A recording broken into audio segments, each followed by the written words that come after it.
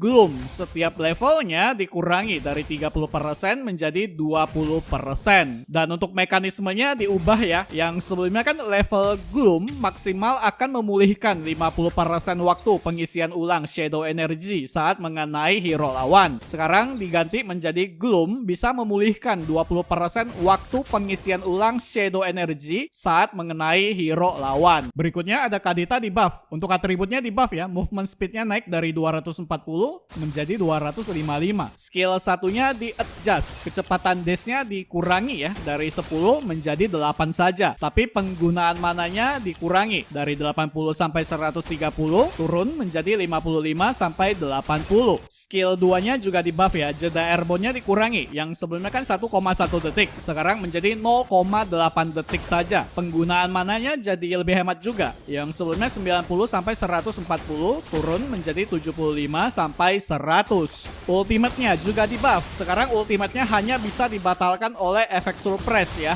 Dan jeda sebelum skill aktifnya juga dikurangi dari 0,7 detik menjadi 0,5 detik saja. Berikutnya ada Kagura di buff. Pasifnya di buff. Shield-nya naik yang sebelumnya 280 plus 50% total magic power naik menjadi 450 plus 80% total magic power. Skill 2 dengan semi umbrella-nya juga di buff. Ada efek baru. Sekarang menjadi kebal crowd control secara singkat ketika berhasil menghapus debuff pada dirinya. Jadi setelah kalian lepas dari efek stun, kalian akan kebal crowd control sebentar saja ya. Berikutnya ada skill 3 Power of Chaos Darkening-nya Lunox di buff ya. Jadi sekarang ketika Power of Chaos sedang diperkuat, maka skill 1 yang Starrect Pulse-nya itu berbagi cooldown yang lebih singkat dengan skill 1 yang Chaos Assault. Tapi ketika menggunakan Starrect Pulse akan langsung menghentikan status penguatan Power of Chaos. Berikutnya ada Odette di buff. Skill satunya di buff, penggunaan mananya dikurangi yang sebelumnya 90 sampai 140